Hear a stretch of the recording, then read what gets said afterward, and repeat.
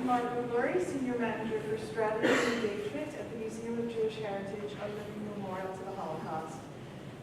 It's my great pleasure to welcome you here to tonight's program. This is part of our Stories Survive speaker series, a monthly opportunity for museum visitors to hear testimony from Holocaust survivors and liberators. I want to note that we've just launched our fall season of programming. I see many of you have the print booklets. You can pick one up downstairs. You can just view our full program schedule, which we've just posted at mjhnyc.org/events. You may be particularly interested in an upcoming event on September 10th that I'd like to highlight. That will be Prosecuting Hate Crimes, Charlottesville and Beyond, featuring an insider's discussion of the lawsuit representing those injured at the 2017 White Nationalist Rally. Our panelists will be leading litigator Roberta Kaplan, plaintiff Reverend Seth Wispelway, and Integrity First for America Executive Director Amy Spitalnik. The program will be introduced by Abraham H. Foxman, Director of the Center for the Study of Anti-Semitism here at the museum, and it will be moderated by John Avalon, a Senior Political Analyst at CNN. So once again, it's one to look forward to, September 10th at 7 p.m. But tonight, it is our great honor to hear from Eddy Boas, who is joining us all the way from Australia. Very international audience here this evening. Born in Holland in 1940, Boas was just 3 months old when the Nazis invaded, and 3 years old when his family was rounded up and sent to Holland's Spoor train station. From there, he was loaded into a cattle wagon with his mother Sarah, his father Philip, and his older brother Samuel. They were deported to Westerbork concentration camp and taken from there to Bergen-Belsen. They were kept in Star Camp along with 6,000 other prisoners who had been designated for possible exchange with German prisoners of war. It's a remarkable story, and I thank you again tonight for joining us to hear it. Now, if I can please ask you to silence your electronic devices, I'll turn things over to Eddy. Thank you very much.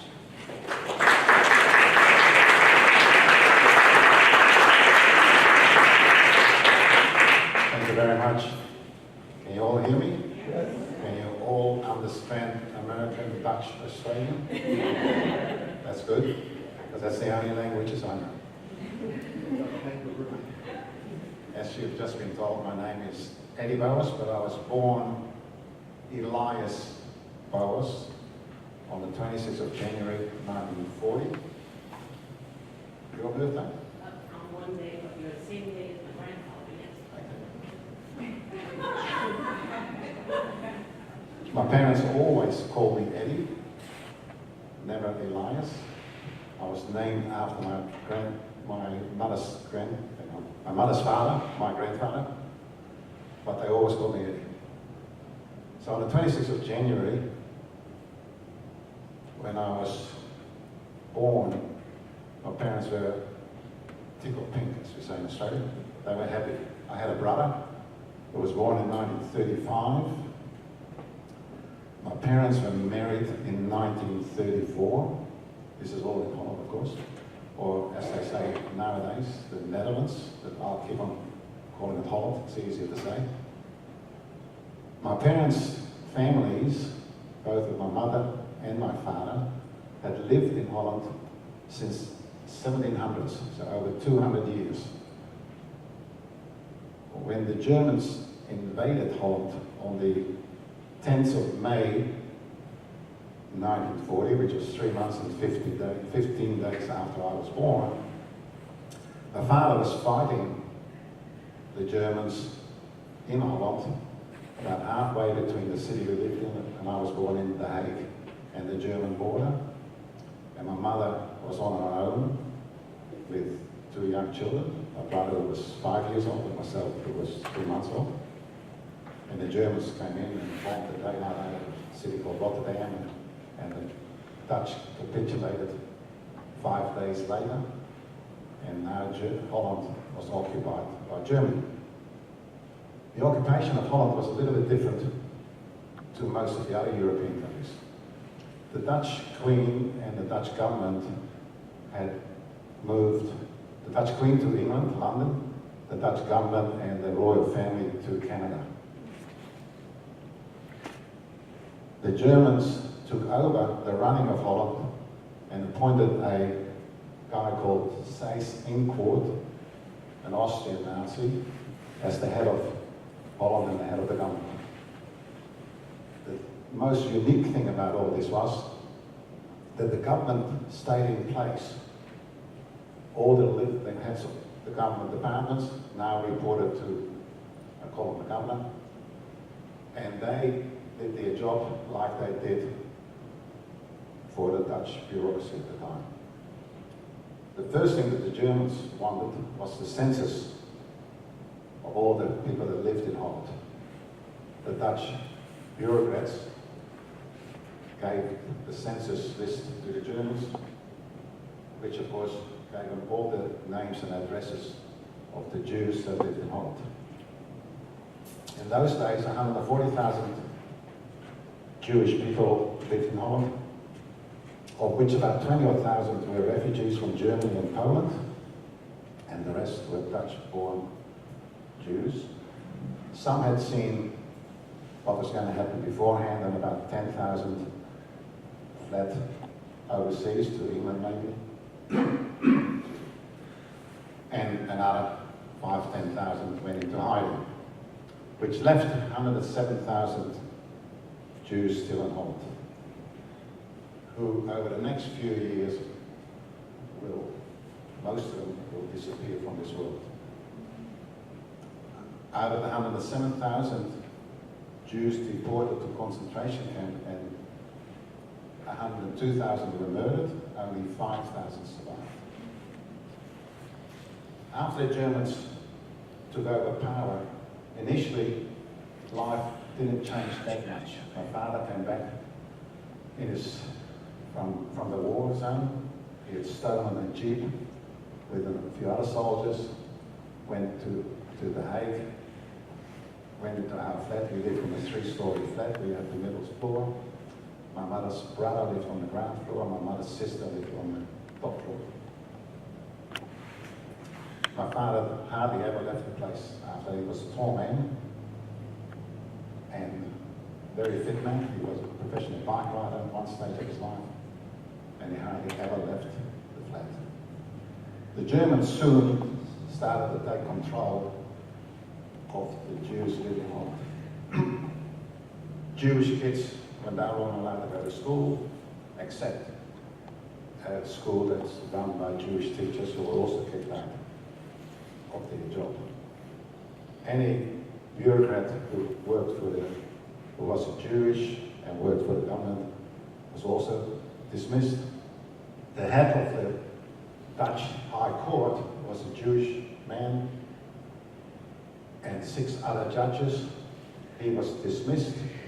The 6 other judges stayed in place till the end of the war and did whatever the Germans told them to do.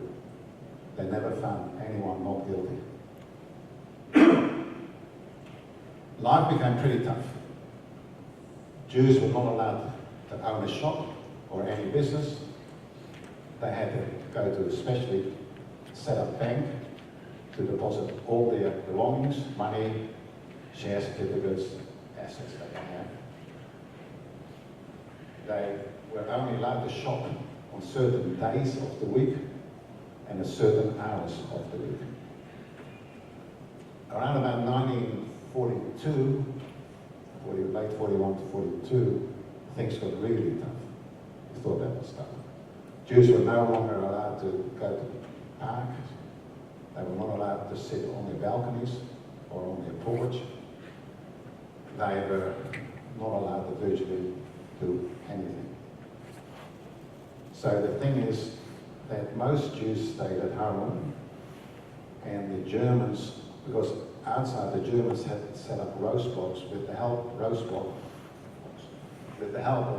Dutch Nazis, which are called NS-Ders, which is National Socialist Party. So any Jew that virtually walked in the street got picked up that way, which was my father's mother, my grandmother, and my father's sister, my auntie. They ventured out to the shops one day, which they were allowed to do on certain hours, but they got picked up and were deported. My mother's brother, and my mother's sisters, she had 3 sisters, were all picked up off the streets. Then they brought in a rule that Jews had to report to certain places, and when they went, they didn't get back up. They put them on the tram to the railway station, reported them to a place called Westerbork, which was a transit camp not far from the German border. My parents stayed inside as much as possible. My mother and my father, as I said, didn't go out. Sometimes at night. They had virtually no money. My parents were hard-working, ordinary Dutch people, Dutch born, family lived over 200 years, and they thought they were Dutch. As it turns out, the Dutch thought they were not Dutch, they were Jews. My father served in the army, as I said before. My mother's family had a wholesale fruit business. My father had a fruit shop, and that's how we met.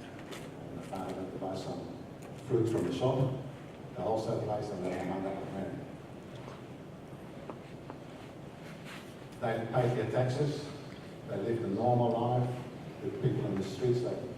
My mother babysat for the neighbours. They were friends. But as the war went on, the neighbours didn't speak to us anymore, my mother and father anymore. And going to the shop was dangerous. My mother, who never took no for an answer, she wasn't going to listen to the Germans. She went out, certainly in the hours that was allowed. And one day, they knew that our time had to come as well. All of the family, actually, both families, had been deported by 1943. So we had the middle floor, top floor, my mother's sister and us with the lawn downstairs. My mother's brother and his wife were gone. So they knew that one day we were going to get either picked up by the Nazi or the Germans would come to our place. So just in 1943,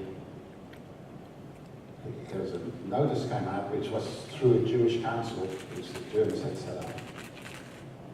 And that every Jew alive had to report at a certain place, which wasn't very far from where we lived. About 20 minutes walking. So my mother and my father ventured outside with me in a pram and my little brother, who was 8 years old now, and I was 3 years old. Went to this place to report to the Germans. As my mother was standing in the line, there weren't many Jews left in the Hague, probably no more than about a couple of hundred at that time. She heard a man in front of her say that he and his wife had a Auschwitz, which is an exemption certificate. And she's listening to this man talking, and he mentioned the name of Mr. Blick, who was in charge of that council, had given this to him. My mother said to my father, stay in line, I'm going to take Eddy and Boy, my brother actually was called Boy, to the council, which was just around the corner, and talk to Mr. Blick. My mother's maiden name was Blick.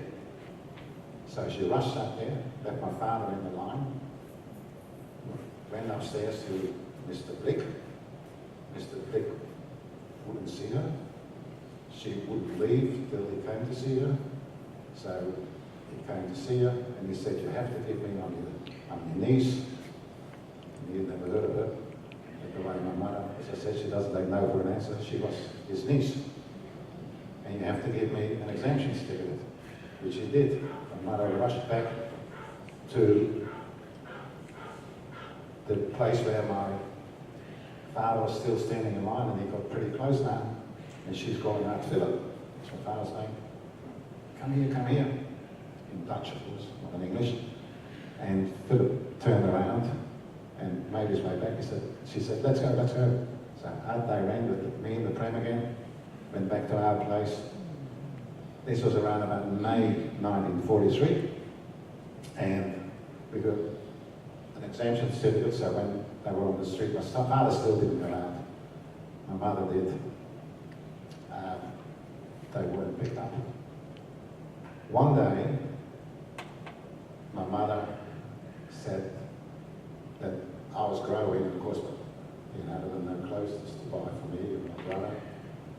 You need some clothing and you need a cap. Tell me, but that's what she told my father. So she took my brother and myself in a pram, still in the pram, to a shop. And as she walks out around the corner, she bumped into a policeman who knew her from the days that she drove a truck. She was the first female in Holland that drove a truck. She also drove a motorbike, apparently. So the policeman knows she was a pretty lady. The policeman talked to her for a little bit. Where are you going, Susie? That's my mother's name. I'm going to a shop called the Bar. I'm going to buy Eddie and Boy a cap. He said, okay. She goes to the Bar, buys it. As she comes out, there's Derek, the policeman, standing there. He said, Suze, don't look up, just walk next to me. Don't say a word, come with me. So he walked next to her, came across a block, gate, the street that was blocked, where the Dutch Nazis were collecting the Jews off the street. And they called out to Derek, that's a nice sketch you got there, Derek. Young woman with 2 kids. He just waited and kept walking. He walked back, and myself and my brother back to our place, and stood outside the flat all night till the razzia was over. So we lasted another few months, till finally one day, in the middle of the night, the front door was knocked over, broken, kicked down, and my mother and parents heard these steps coming, bang, bang, bang, up the stairs. They wake up, of course, get up, and up in the living room is a Nazi in his uniform, German Nazi in his army uniform, and a Dutch Nazi and a Speyer in black uniform.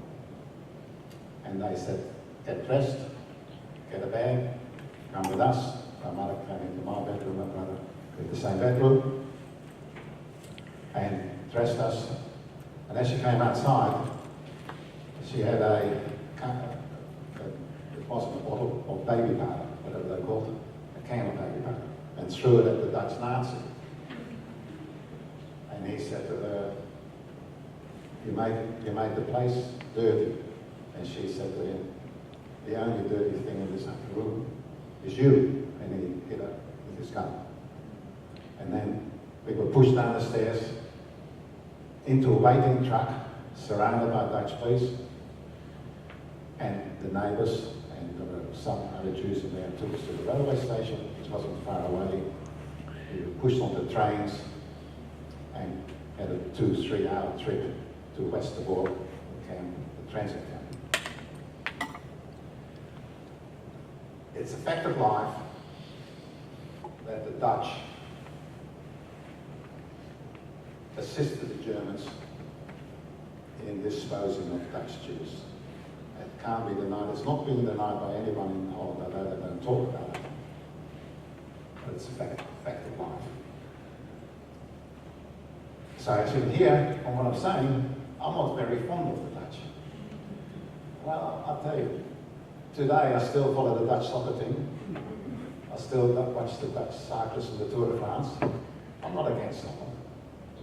I've been there many times over the last few years. It's a fact of life, what I said.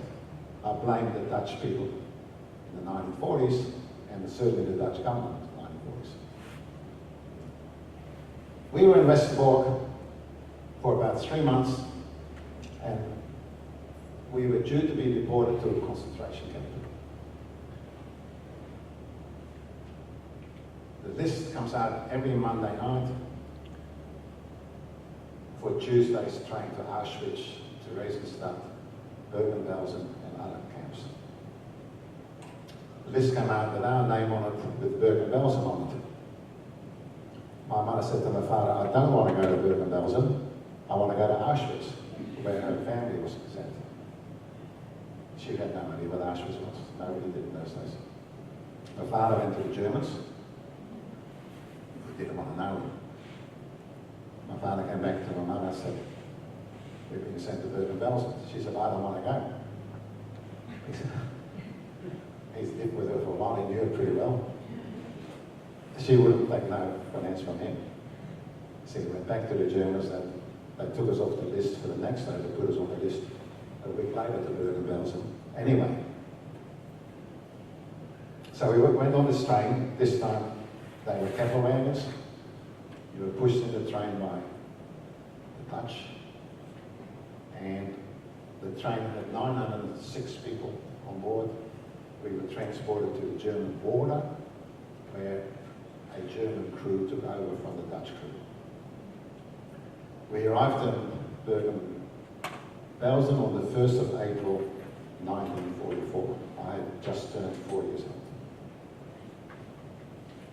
We were allocated a barrack, which is like, you know what a barrack is? It's a hut, a big hut, with bunks, 3 beds, 3 high. My brother slept on the top. I was supposed to sleep in the middle, and my mother on the bottom one. When my mother passed, when I stayed with her at Bergen-Belsen. Life in Bergen-Belsen was not easy. Bergen-Belsen was divided into 4 or 5 different camps. There was prisoners of war from Russia, mainly. There were German freedom fighters. There was a camp called Star Camp, which was for Dutch Jews. Sorry, not all Dutch, mainly Dutch Jews, some Hungarians.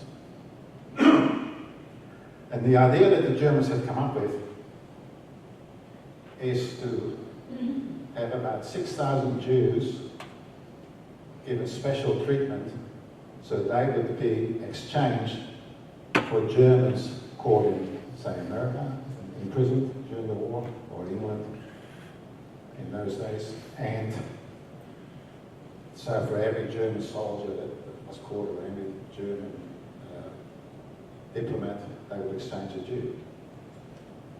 That's why, for some reason, were picked for this.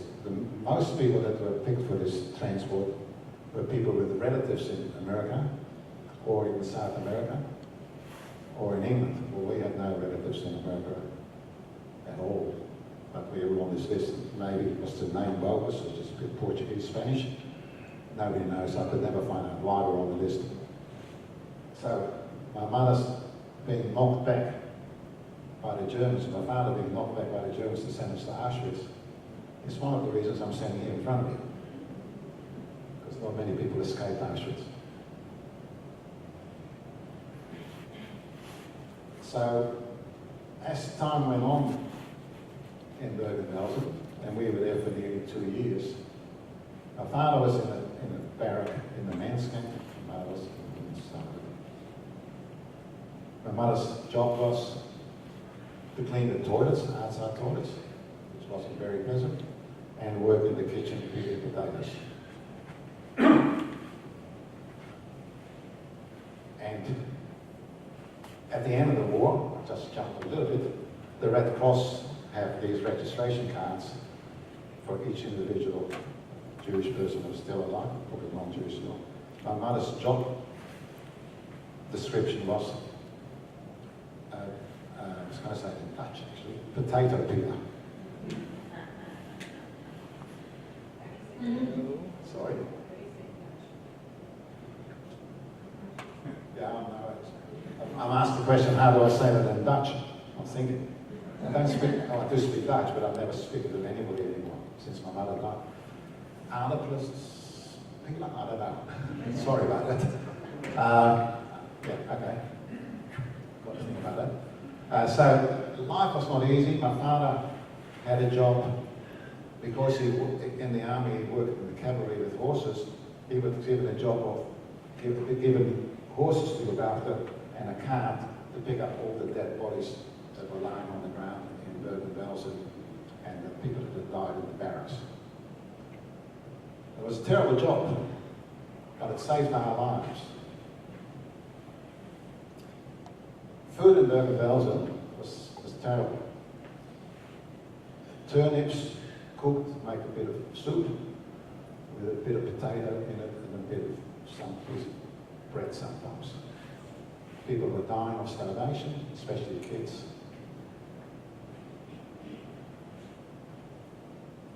We survived, part of why we survived, because my father was also feeding the horses. And horses were getting carrots. And sometimes an apple. So my father arranged with my big brother. He was, what was he now? 45, he was 10, so he was 8 years old, to walk next to him as he's going around the camp, and he would pick a place where he would drop some carrots in the ground, and apples, and my brother would crawl and put it around to my mother. And she used that to trade food for clothing for my brother and I. There's no shops in Bergen-Belsen. No nothing. So I was a growing boy, no shoes, clothing, you know, 3 years to 5 years, you grow out your shirt and your trousers. So she would, if somebody carried them, I would get a pair of shoes and things like that. My brother was stealing clothes, sorry, I must say this, of dead kids lying on the ground, and then bringing them to my mother for myself and my brother. It got very cold in the winters in Europe. Those of you who live in Europe, I'm sure there's a few of you here. It's very cold. You can't say warm, the thin blanket, which is worn out. The clothing we wear in winter here. In the winter of 1944-45, which was one of the worst winters Europe has had for many, many years, people were freezing to death and dying, not just of starvation, but just cold.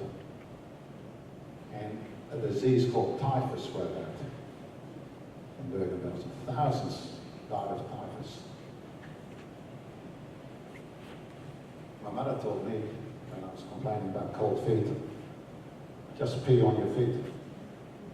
Keeps them warm for a little while at least. That's what I did. Bergen-Belsen, I mean, you've all heard of Bergen-Belsen. Anne Frank was there, and everybody, I'm sure, has read the book of Anne Frank. Anne Frank, quickly, her family she was born in Germany, the family was German. Refugees who spent time in a place called Westerbork before they moved to Amsterdam. Their father made a life for them. They were caught, same as everybody else, either betrayed by their neighbours or by the Dutch bureaucracy helping the Germans out. They were sent to Auschwitz. Her mother died in Auschwitz, as you all know. I'm only repeating this to get to Bergen-Belsen. And Anne Frank and her sister were sent to Bergen-Belsen and died in April, both died one after the other, of typhus. Typhus is a disease that thousands of people died of in Bergen-Belsen. We were fortunate that none of us got typhus in Bergen-Belsen, and we got through Bergen-Belsen because of the job my father had, my mother, who never take no for an answer. There's I write in the book about when my brother had stolen something from somewhere. He was told to steal things. You know, there were no police to arrest you and send you to jail. So he became very good at it. But he got caught by a German soldier one day stealing a scarf. mother was walking not far behind him, and she caught up with the German soldier who went back him. He said, leave him alone, let him go, and he let him go. And he had a rifle in his hand, and she started arguing with him, and he was getting crankier and crankier, but there was an announcement being made over loudspeakers which said for all soldiers to report. And as soon as he turned around, my mother ran with, took my brother around. She ran off, the German soldier, by now was about 10 or 20 meters away, ran after her, pushed her in the corner, eventually pushed her in the back, and she fell on some barbed wire, and for the rest of her life she had a scar above her left eye. The German soldier then left, and again my mother didn't take no for an answer. She got certainly heard. She saw the eyeball apparently was sort of pretty badly damaged and all that. There was obviously a few doctors amongst the Jewish people there, and one of the doctors there helped her out a bit. So life was pretty tough, and as the war went on, the British, the Americans, and the Russians from the east, the British from east-west, and the British from the west, and the Americans from the south and east. The British had surrounded Bergen-Belsen in early April 1945. The Germans decided that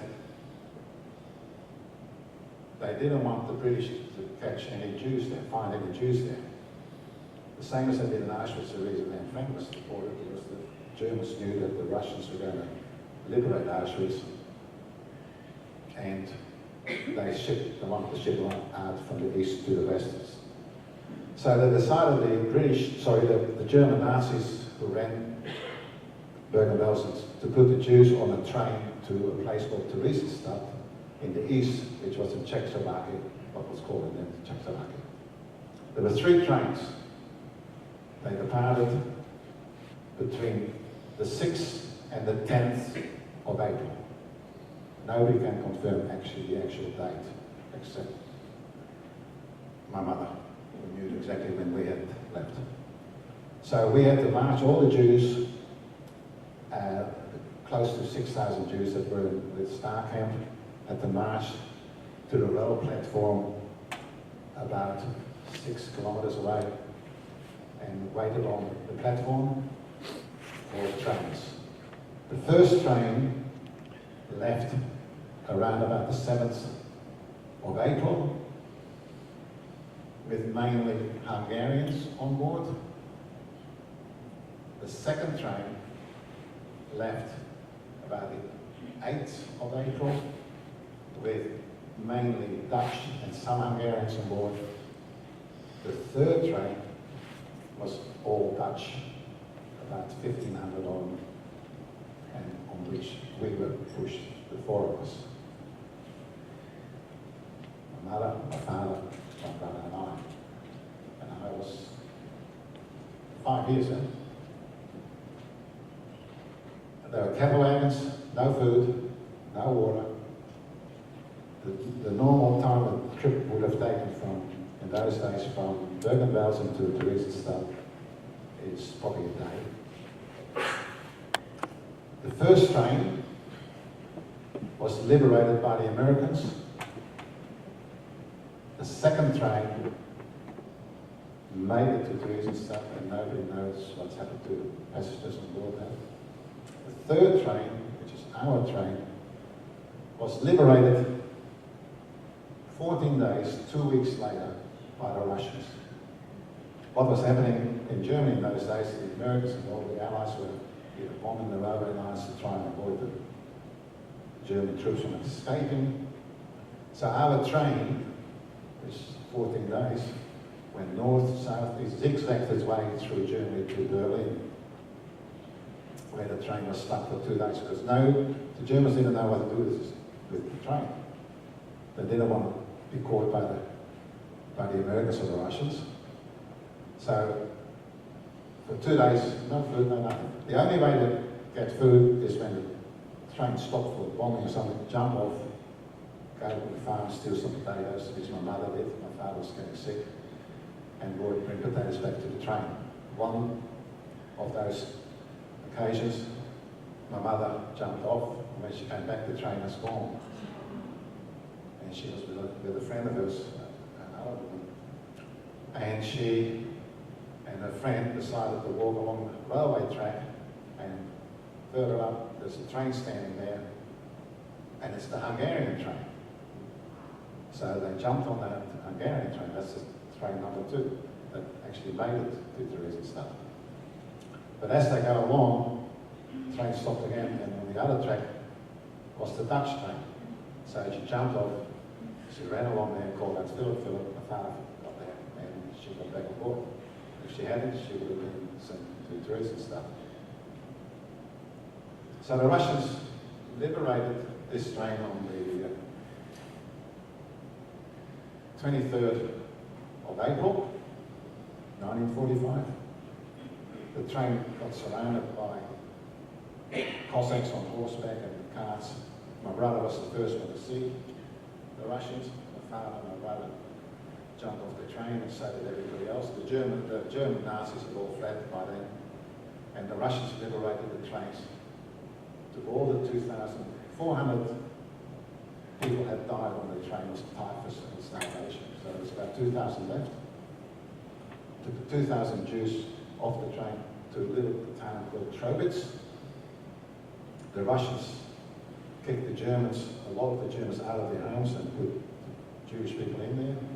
We were located in a school on the outskirts of Trobitz. My mother, to this day, maybe some of your Americans may not believe this, spoke nothing else but good of the Russians. The Russians did everything to help those 2,000 Jews. The only thing they couldn't do is supply food, and they actually told them, just don't steal food. But what was happening was, because of typhus had broken out, a lot of the Russians were infected by typhus, and so were the German population. So the Russians decided that everybody who wasn't well, they would send them on a bus further into the west, towards a place called Leipzig, which was occupied by then by the Americans and the English. And there was a little town called Riesa, this side of the River Elbe. The River Elbe splits Germany in two, sort of. And we were still on the east side. So we were in Riesa, but now you're into May. Still no food, except what you steal. My mother got pretty sick, and she asked my father to get us some chicken soup. Now those of you who are Jewish know that chicken soup is Jewish penicillin. But of course, my father and my brother went out to find some chicken soup, but couldn't find any because they stole the chicken from somewhere, and he tried to make a chicken soup, which she said was very nice, but I'm sure it wasn't. So my father decided, when I was towards the end of May, so we've been on this train and nearly 6 weeks by now, and living, as beggars, that he wanted to go back to Holland, find his way back to Holland. So with food, he bribed one of the Russian soldiers to take the four of us on the jeep to the River Elbe, which he did, dropped us off. And on the other side were the Americans. And there was a bridge there. So the Americans had 4 gypsies there who wanted to go to the east. They swapped the 4 gypsies for the 4 of us. So the Americans put us up at the school. Again, food is not what they could help us with, so you had to go steal back. My brother was the best of them. He was pretty good at stealing things by now. And begging, he got good at it. One day, a British soldier came across my brother. My brother, who couldn't speak English, of course, somehow led him to where my mother, and I was now with typhus. and I was 5 years old, and the British soldier took my mother, my brother, my father to the British Army Field Hospital, where they gave us medication, gave me medication, survived typhus. Typhus is a disease that very few people survive. If after 5 days you still have typhus, that's when it really set in. And the only way you survive if you could last another 7 days. Once you've gone past day 12, you'll survive. I just made it past day 12. And the British soldier, Captain Douglas was his name, looked after me, looked after my mother. My father got better, my brother, he never got sick. The British soldier and an American doctor put us on a train to Holland. We arrived back in Holland on the 13th of June, 1945.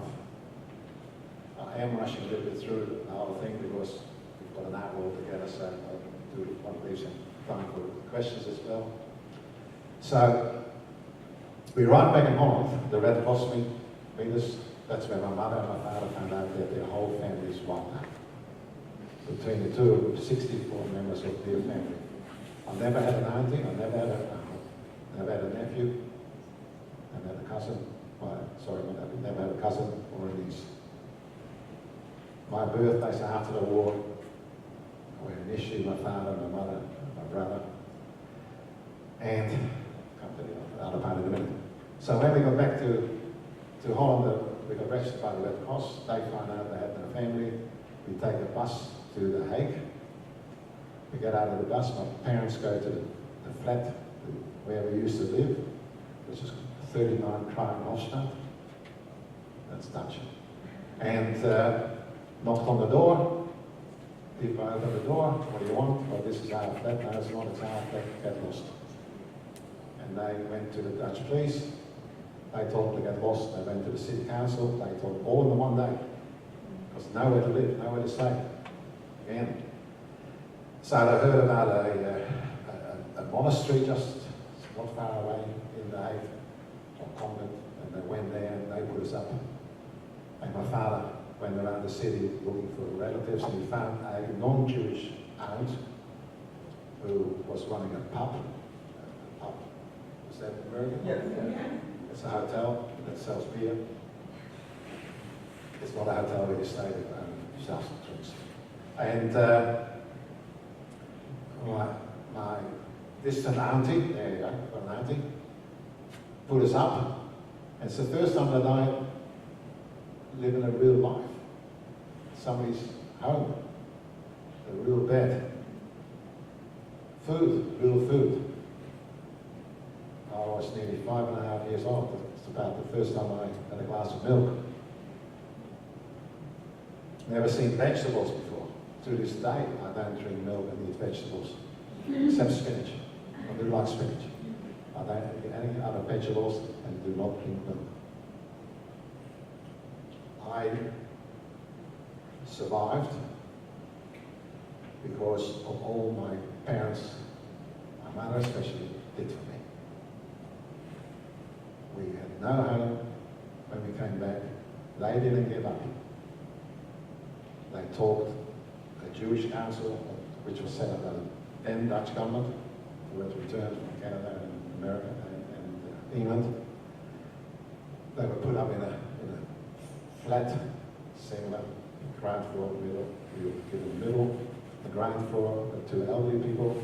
On the top floor was a young couple with a baby. And there was the four of us. My brother had to share a room upstairs with the young couple and the baby, and then I had to share a room with my father and my brother. There were no windows in the place. So now they had to make a living for themselves. They had no money. My father tried to find out if there were any assets that his parents had, my grandmother, and they had no money, my parents. And they got no help from the Dutch government. I'll come to a bit more of that in a second. So my mother the Dutch government gave everybody in Holland food stamps and stamps to buy clothing with. My mother got those stamps like everybody else did in Holland, not nobody who came, not just the whole population. So my mother went to a department store called the Bergen-Belsen, I think I pronounced it right, where she bought some dress material because she needed dresses. So she couldn't sew it for a million years, but she made herself a dress out of this material. One day the milkman, in those days they still delivered milk and bread to your home. The milkman came and delivered some milk. He said, "Oh, that's a nice dress you're wearing, Mrs. Boas." And the first thing she said, "Would you like one for your wife?" And he said, "Oh, could you get me one?" She said, "No problems." She ran up to the baker, bought another piece, and the milkman told the baker told the butcher, and that's how she got some money by selling dresses that she really couldn't make. You know? And my father went on a push bike with a cart in front selling fruit, and they got themselves going, got some money. They then managed to get a market stall at one of the market places in The Hague, and they started to make a life for themselves.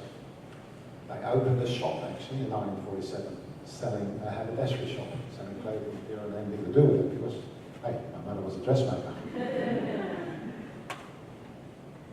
Unfortunately, with all the stress caused by the war and the Dutch government, my father passed away in 1948. I was 8 years old, 8.5. My brother was 13, but in the meantime, a little sister was born.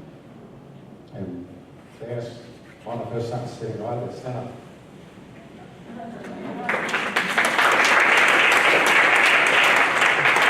We lived in the United States. My little sister was born in 1947. My father died in 48. She was 18 months old. The joy didn't last very long. My mother was a widow. The shop is their income. But they always wanted to get out of Holland or Europe because they didn't trust the world. They believed that the Holocaust could happen again. To be honest with you, I believe it can happen again. Regardless of that, my mother went on, but she wanted to get out. The only distant relative they had was my father's auntie, who was a sister of his mother. We lived in Australia. We got an immigration certificate. She had to pay her own fare. We paid our own fares. It was my mother, widow, myself, my brother, and my little sister. We finally managed to get on a boat early 1954. I had my 14th birthday on the boat, on the ship. I'm sure it was a boat or a ship. On the ship going to Australia, which took in those days about 6 to 8 weeks to get there. We arrived in Australia, made our way. Nobody came to greet us. Made our way to this people's, where my auntie lived, or distant auntie lived, and took us in. Unfortunately, that didn't work out too well. In the meantime, my brother had talked somebody into renting us a flat for an exchange of £100, what they called key money, which is a bribe. And as I said before, he became very good at all those things, even as he got older. We moved into this flat, no furniture, no nothing, no money. I went to school, my sister went to public school, I went to high school. My sister was 7 years old, I was 14, my brother was 18. My brother got himself a job. Unfortunately, my brother, because of what I've been saying about what he had to do in all those years, he thought stealing and begging was normal. You know, when you are a child like that. For many years, I did not appreciate that. I did eventually, and I looked after him once I did right. My sister, I helped as well. I was fortunate that Australia was good to me. I left school at 15. was no good at school anyway. I argued in Holland with a teacher that 1 and 1 is 3 and kicked me out of school even as a 6-year-old at the move school. I got a job at a radio station in Sydney. I worked there for 6 years and then got a job as a salesman, and I became a pretty good salesman. Made a life for myself in Australia. I was offered a job I started to work for a big American company, and I was offered a job. I got friendly with the CEO, I haven't got time to go through that story, but I'll give you his name and you can look him up. His name was Robert Louis Dreyfus, who became a well-known businessman, and he and I got on well. I was a very junior person. He offered me a job in the United States. I just got divorced. I've got 2 sons, of which one of them is sitting here. Stand up, Philip.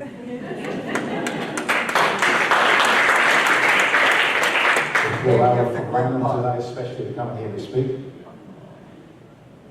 And he offered me a job in the United States to run a company in New Jersey. And my financial controller from there, I won't ask you to stand up this, but she was there, who used to be the financial controller of the company. And I lived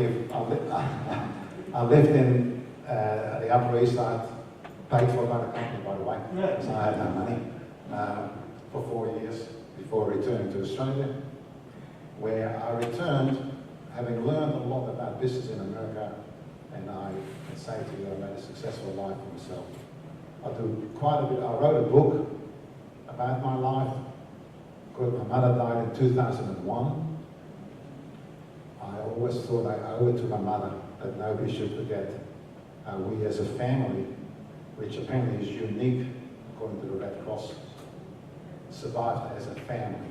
So I started to write my book in 2002. It took me 15 years to write. I launched it in 2017. And I enjoyed talking to people like yourself about it. And the same way I'm enjoying it, I believe it's a need that people do not forget the Holocaust. I'm relatively young. I'll be 80 in January. You can all work that out from 1940. But I'm healthy. When the opportunity came to come to America, I was invited by the United States Holocaust Museum in Washington to do a book signing on the 1st of September. I wrote to the museum here, who welcomed me with open arms to come and talk. And the same in LA, I'm speaking at the Holocaust Museum there. I thought I'd take the opportunity to talk to Americans. I do a bit of speaking in Australia to schools and things like that, because I believe I'm not a reader. I believe when you talk to people, I can only put so much in an hour, and that's what we needed in speaking. The book is a bit longer than that, but I believe the Holocaust should not be forgotten, and I really appreciate all of you for coming here to listen to me and hear my story. I'm happy to answer any question, and I mean any question you would like. Thank you.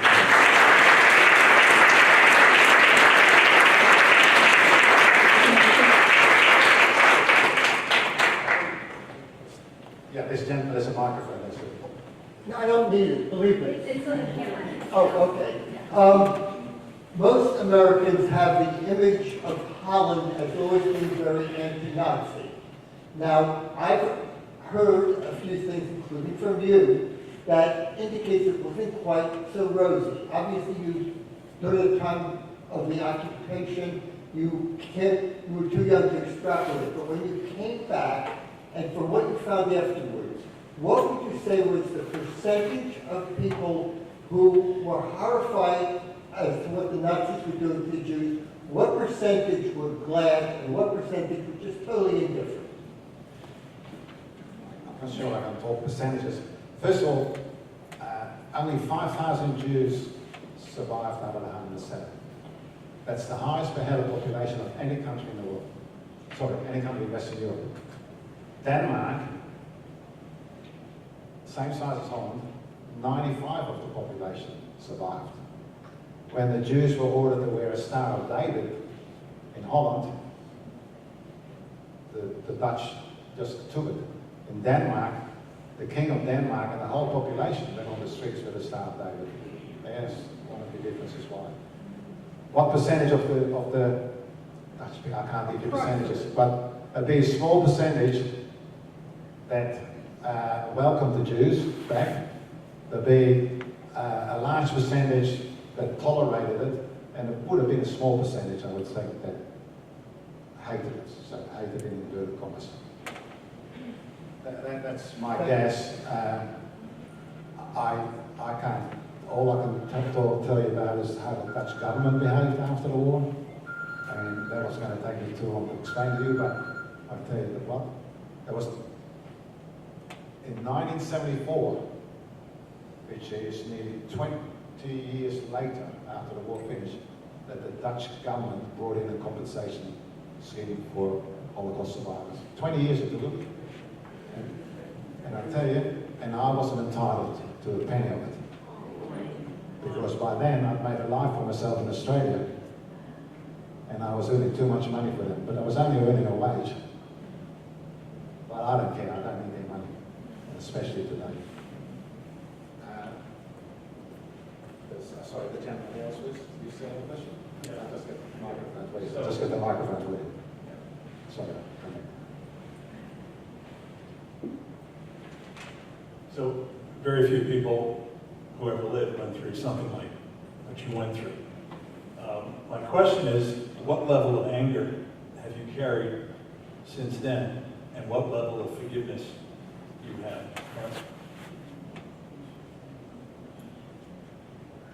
My mother always, my mother always said, you can forgive, but you can't forget. I had no anger in me whatsoever. I had no forgiveness in me. My mother did. That's probably a big difference between me. Do I dislike Germans? No, I don't. I dislike the generation of before, today's generation. I had a German boss. He worked for the man Robert Louis Davis. I had to report to him now. I was telling somebody just now. I had an opportunity to do well in America, and part of that was going to Germany to talk to my boss in Frankfurt and Munich. I was going to let the Germans ruin my life again. So I made my trips to Europe. But I only stayed as long as I had to in Germany. My son got a job with Eddy Boas in Nuremberg when he went on a trip to Europe from Australia. And I had a dilemma. Would I go and see my son or in Nuremberg, of all places? Hey, it's my son. I'm not going to let the Germans stop me from seeing him. So, no, I don't have any anger. Sorry, just a bit. Short questions. First one is, you had difficulty living in Holland until 1954. Do you consider, your family consider going to Israel at that time? And if not, why? The second question is, you were very young. Do you have any personal recollection of that period? What's the earliest recollection that you have from that period? I'll answer the second question first. No, I have no recollection. I'm told the Dutch government, when I told them that in the consulate in Holland, didn't believe me. They sent me to a psychiatrist. My family will tell you that I'm the last person in the world that needs a psychiatrist. And that's what the psychiatrist told me too. But I blocked everything about the war out of my mind. I live my life very simple way. I live for today. I can't do much about what happened in the past, and tomorrow is another day, and I've lived all my life like that. Second question about Israel, the answer is no. As far as I know, there was no consideration. I went to Israel myself in 1964 when I went on a hitchhiking trip through Europe and spent 3 months on a kibbutz, enjoyed every minute of it, but went back to my mother and my sister in Australia. So that's my answer to that, lady. First question, what's the name of your book?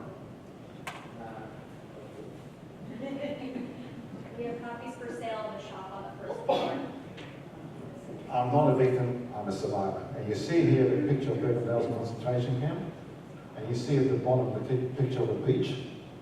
The beach is in the suburb where I grew up in Australia. So the difference of the victim and survivor, I try to express in the cover. I just wanted to know what your family's relationship, if you knew, before the war was to Jewish practice, and did it change? Because it seems to me like you have all these nisan, all these miracles that happen to you, partly because of your mother and father, but it just seems extraordinary. My mother's family, I wouldn't say they were religious Jewish people, but they had their Friday nights with the family. They never had any strife, pork or ham or shellfish in their house. After the war, I can only talk about Australia.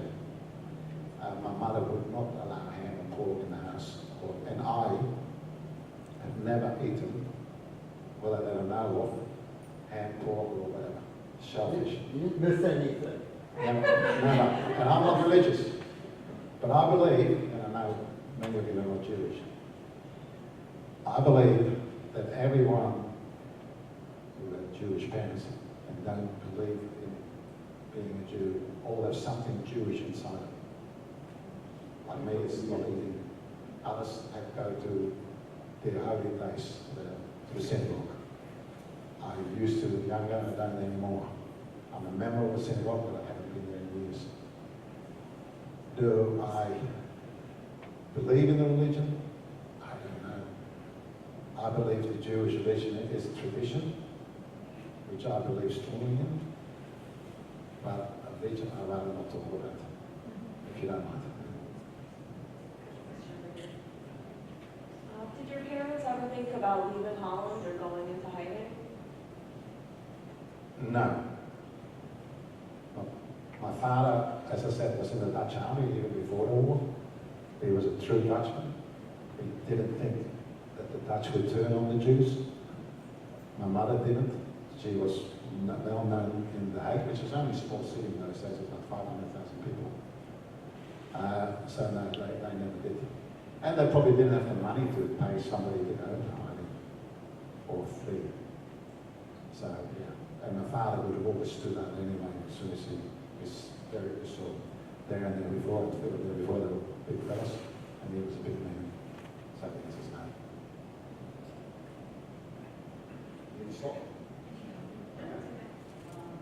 So how did your brother turn out, and how did your parents, did they have any psychological manifestations, from the experience? I'll come to my brother in a minute. I can only talk about my mother. I didn't know my father well enough, I would say no. I've only got 2 photos of me and my father, and they were us lying in bed together, and that when I was 5, 6 years old. So no. My mother, psychological, no. She wasn't scared of anything. And my sons and my nephew there will back that up. Whatever Susie said, and Susie, the grandchildren know about, my grandchildren know about Susie Oma. No, my mother was a very strong, I wouldn't be here if it wasn't for her, and my father, my mother. She was too strong to have any son. And I'm not saying she didn't have it, but certainly not. I would personally say most people would have something. She never spoke about anything in the war till she went in an old people's home where she met other survivors, a Jewish home, and they told her. Then she started going. She did an interview with the Shoah Foundation that Spielberg funded. They flew people to Australia, but no, not openly. Finished? Sorry, my brother. I left it out. Okay, can I spend 2 minutes on my brother? Please. Okay, so my brother came to Australia, and as I said before, all he'd done most of his life is steal and beg. And that's what he continued to do in Australia in a way. Nothing really big time. He didn't break into houses or anything, but he would steal money by writing a Dutch check, things like that. Got into trouble with the police. It's something that my mother didn't need. I started, the brother didn't live at home anymore. I started to look after my sister and my mother. I worked sometimes 2 or 3 jobs at the same time and help my mother. Within a week of arriving in Australia, she went to the local hotel, real hotel, the guest in it, and got a job as a cleaning lady. And she worked all her life, but most of the time in Australia, she went to work in a cake shop and in the end in a dress shop because she was a dressmaker. But even not speaking English well, she was doing those things. My mother was fortunate and that she met a man, a Jewish man who had no children, who was a widow, and asked her to marry him in 1962, I think it was. She asked my permission. Of course, I said yes. And unfortunately, he died 7 years later of cancer. But the good thing was, he left her a home to live in, which she didn't have before. So that was the good thing. So my brother gave my mother a lot of grief, and it was decided it was best for him to go back to Holland to live, where he could get on a pension, and he did, but again got into trouble with the police, and actually went to jail for 3 months. He was sent to jail for 3 months for writing a Dutch check. Now, that wasn't the first time he'd been caught.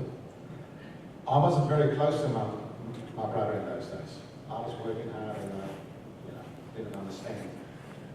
As I got older and I started to do better, and I went to Holland quite a few times for business, I met him and his wife, and I could see they had no money, nothing.